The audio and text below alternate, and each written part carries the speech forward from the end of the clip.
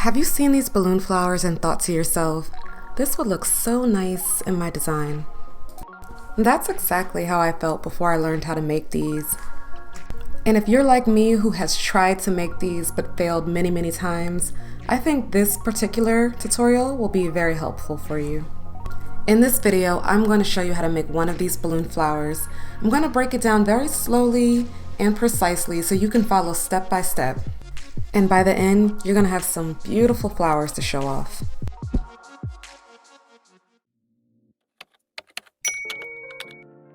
So in my last video, that was the first time I was able to successfully make one of those distortion balloon flowers. And I did a quick overview, but I said that I'm going to make a new video detailing step by step on how to make those balloon distortion flowers. And I'm not gonna lie, they are kind of difficult to make. When I used to watch the videos on YouTube of other balloon artists doing them, it'd be so easy.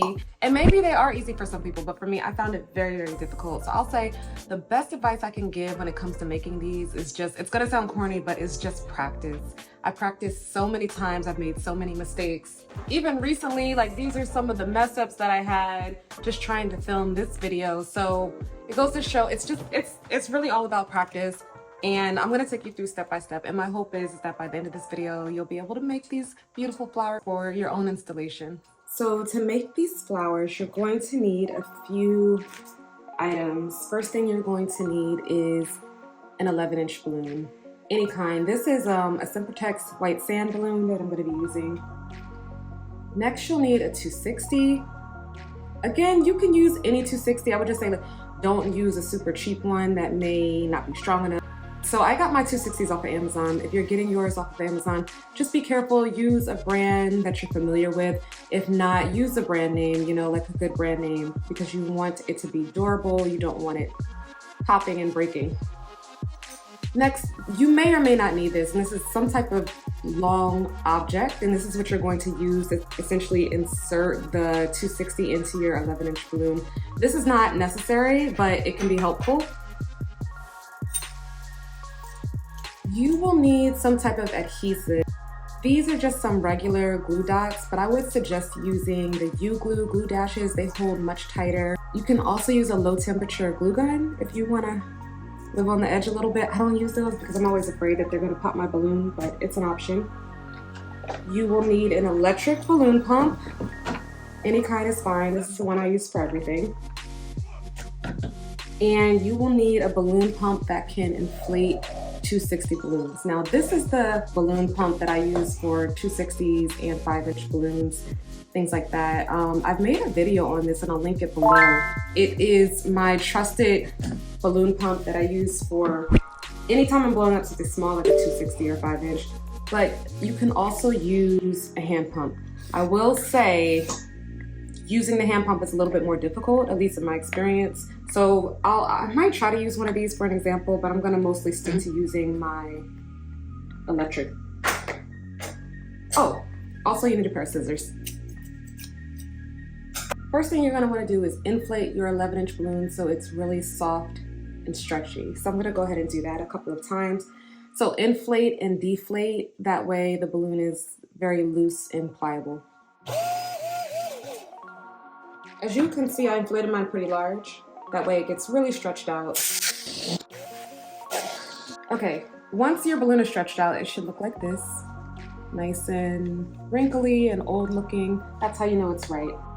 Next, you're gonna take your 260 balloon and you're going to fold it in half, just like this, to where the two tips are even. So you wanna fold it in a perfect half. Two tips should be lined up just like that, okay? And then you're going to insert this into your 11-inch balloon. Now, this is where you can use your straw or your chopstick or whatever you have that's long like this. You just use it to guide your 260 into your 11-inch, okay? So take that and essentially just insert it all the way in until the tips of your 260 line up with the tips of your 11-inch balloon.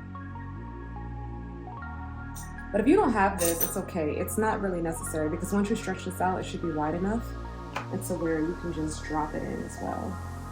So this is what I do, especially when I'm pressed for time. I'm just gonna drop it in.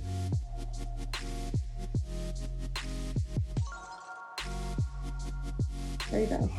Okay, so now that we have our 260 inside of our 11-inch, we're going to inflate our 11-inch balloon. And you're gonna do this by putting the opening of the 11-inch balloon onto the nozzle of the pump while leaving the ends of the 260 out. Make sure your 260s are out, and then when you inflate it, you're gonna hold on to the 260 with your fingers to make sure that it doesn't get blown into the balloon when you inflate it. I'm inflating my 260 pretty large, really big until you have kind of like a nice pear shape like this. Next, we're going to be inflating our internal 260 balloon. Okay, so what I mean by inflating is it's gonna look like this. This is my clear 260. It's gonna look exactly like this on the inside, right? We want it to be fully inflated, and that's going to help create the shape of our petal. You can do this one of two ways. You can do this by inflating your 260 with your hand pump, but I'm going to use the electric pump because it's just way more efficient. You know, it's a lot harder to do it with the hand pump. So this is like $20. It's well worth it in my opinion, and it just makes life a lot easier. So I'm gonna place the end of the 260 onto my electric pump. Roll it down like that, but I'm keeping this other end still out, you see? Okay, that's the end of the 260. Then I'm gonna use my fingers to get a seal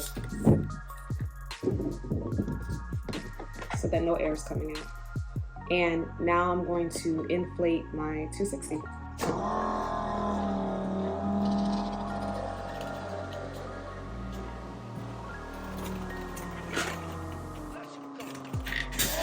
So now our 260 is inflated inside of our inflated 11-inch balloon, and the inside of that 260 looks something like this.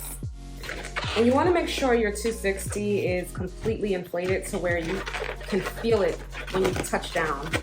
All right, if I touch right here, I can feel the rigidness of the 260. That's how I know it's fully inflated, it's hard and everything, how it needs to be. What we need to do now is we need to tie off the top of our 260 so it doesn't deflate. Next thing you're going to do, you have your two ends right here. You're going to pull out, not the opening, but the top of the 260.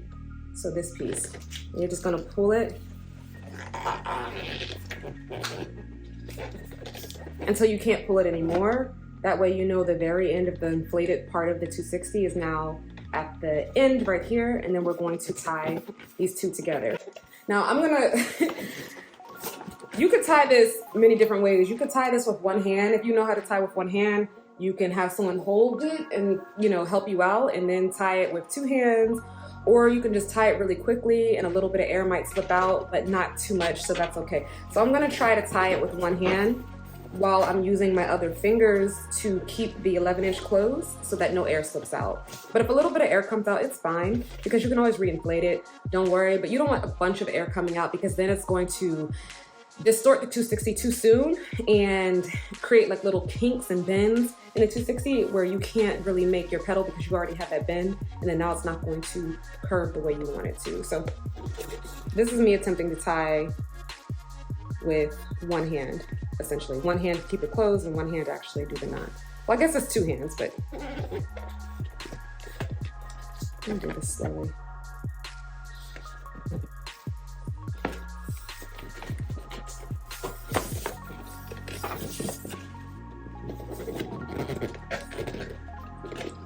And you want to do a double knot just so no air escapes out of the 260. All right, so I lost a little bit of air, but not too much, so I know I'm okay. Now, once your knot is tied, next thing you want to do is cut off the excess pieces of your 260. This is going to help greatly because it's going to make sure, like when you're moving the nozzle, which you'll see in the next step, that this doesn't get caught and disrupt the flow.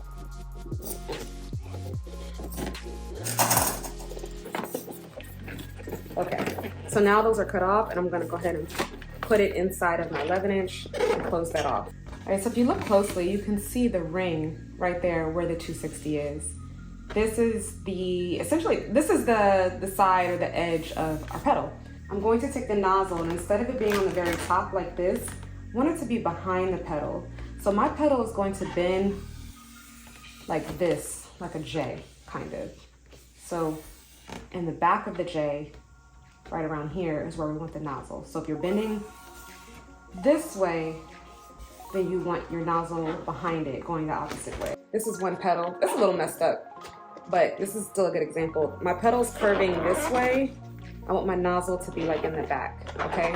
Or in the front, whichever way you look at it. So if my petal's curving backwards, I want my nozzle to be in the front. So I'm gonna do this by just kind of pulling this out, taking my fingers and pushing forward a little bit, just so I can move that nozzle back.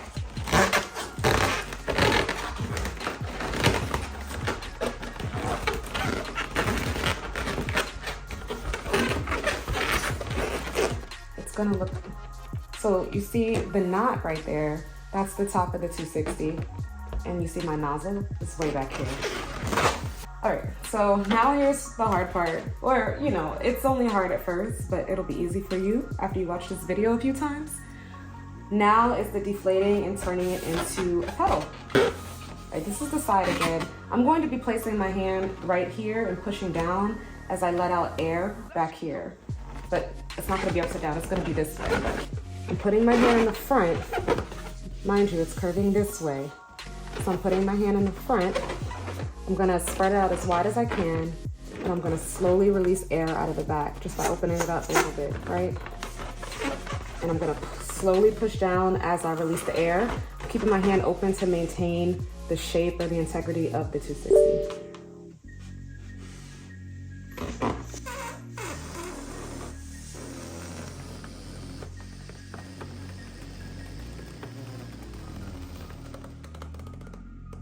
All right, once you get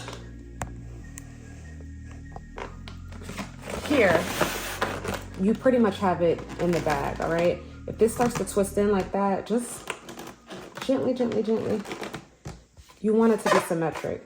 Once these start twisting, that's how the whole thing starts to become messed up, and then you end up with one that looks like this, okay?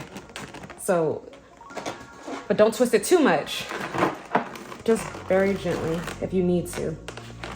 And then once you release your hand, it'll be shaped like that.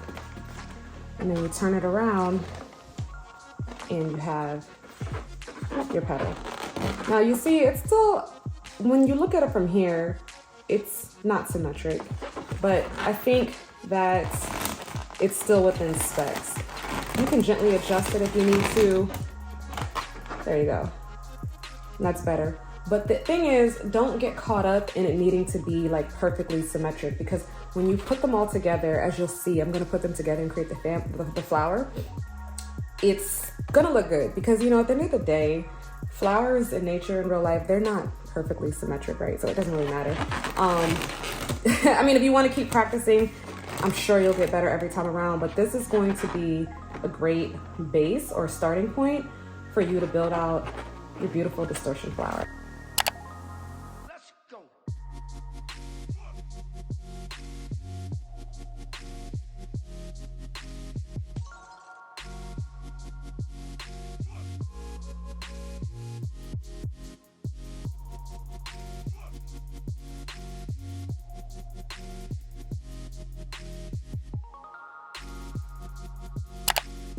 Now I'm gonna put these petals together and see how it turns out.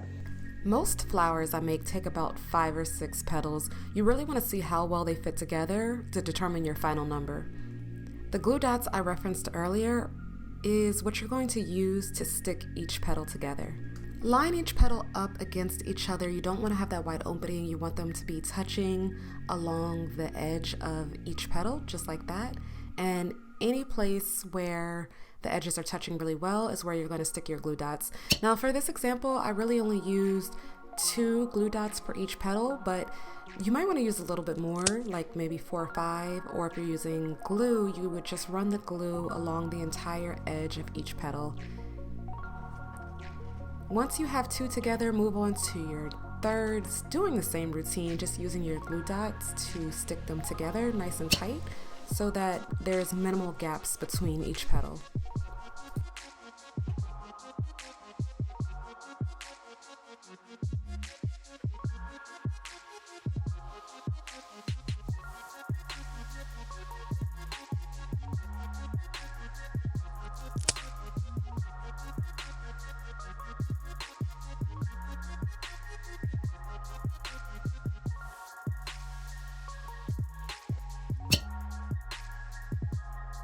Here I'm trying to decide if I want to use 5 versus 6 petals, and based on the size of this flower, rather based on the size of each petal, I found that 5 was the best number for this flower. But with the other flowers that I made, which you'll see at the end, I believe I ended up using 6. So just inflate maybe like 6 or 7, but use however many it requires to make sure that it looks good, because you know you don't want to stuff them together, like try to fit all 6 if it doesn't look right. I'm going to show you 3 ways how you can make the center or the pistil of the flower. The first involves taking 3 5-inch balloons, inflating them very minimally, twisting them until they form 2 little bubbles, and then wrapping them around each other. I'm sorry I didn't do a demonstration, but that's okay because the other ones are better anyway. I prefer this version of the pistils because they have more height and diversity in the texture, so it just makes the flower look more dynamic. And because this video is already so long, I'm going to do a second, shorter but more detailed version of how I make the inner parts of these flowers, how I twist these 260s into this shape. I'm confident that if you watch this video a few times and follow the instructions step by step, you'll end up with some beautiful balloon flowers that look something like this. My favorite thing about these flowers is how dynamic they are, how they just stand out amongst the balloons and really make that statement. But if you also want to learn how to make a gorgeous balloon garland to go with these flowers, check out some of my other videos in which I go into great detail about how to make not only the perfect clusters, but really professional looking garlands. If you found this video helpful, hit that like button, maybe subscribe, and as always, thanks for watching.